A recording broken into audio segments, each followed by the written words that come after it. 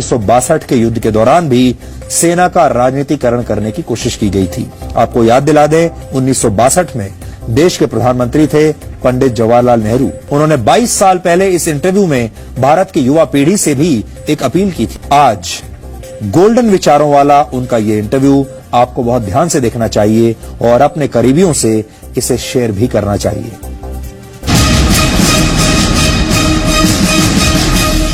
'62 में जो चाइना के साथ लड़ाई हुई, उस वक्त कृष्णा मेनन थे डिफेंस मिनिस्टर। पहली बार हिंदुस्तान में फौज के बीच में, नेवी के बीच में, एयरफोर्स के बीच में पॉलिटिकल इंटरफेरेंस किया उन्होंने और पॉलिटिकल जनरल्स बनाए, जैसे जनरल उमराव सिंह, जनरल कौल वगैरह। और एक तरफ वो थे, दूसरी तरफ थे general Thimayya, first class soldier, general Shiv Verma, general Bogey Sen, general Wadalia, general myself, who said we are not political soldiers, we keep to ourselves. तो उस वक्त जो आर्मी चीफ थे जनरल थापा, उनके पास मॉरल करेज नहीं थी टू स्टैंड अप। जब पंडित जी ने कहा चाइना आ गए तो था कि थ्रो देम आउट, उस वक्त उसने हिम्मत से नहीं कहा कि मेरी फौज अभी तैयार नहीं है, उनके पास सामान नहीं है वगैरह। उसने बस ऑर्डर मान लिया, ऑर्डर दे दिया इनको। फौज तैयार नहीं थी, कमांडर्स नालायक थे,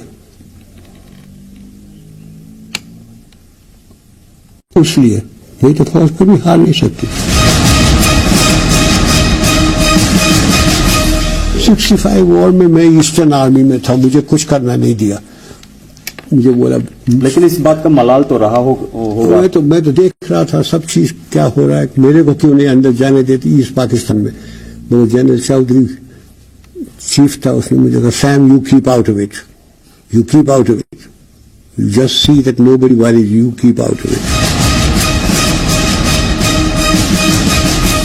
मेरा इरादा तो था कि जब लड़ाई करना है तो वेस्टर्न में भी करूंगा, ईस्टर्न में भी करूंगा, मगर पॉलिटिकली मेरे ऊपर एक असर पड़ी कि अब ये मुझे प्राइम मिनिस्टर का कि हमने क्या कहा था, पाकिस्तान के साथ हमारा कोई झगड़ा नहीं है, हमारे वहां 10 लाख रेफ्यूजीज आए हैं, हम कंडीशन मांगते हैं कि ये वापस जाए।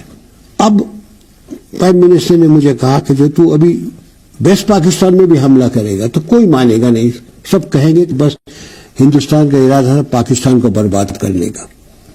तो जो मेरा प्लान था अंदर जाने का, अटैक करने का वेस्ट में, वो लास्ट फ्यू डेज में वो चेंज कर दिया।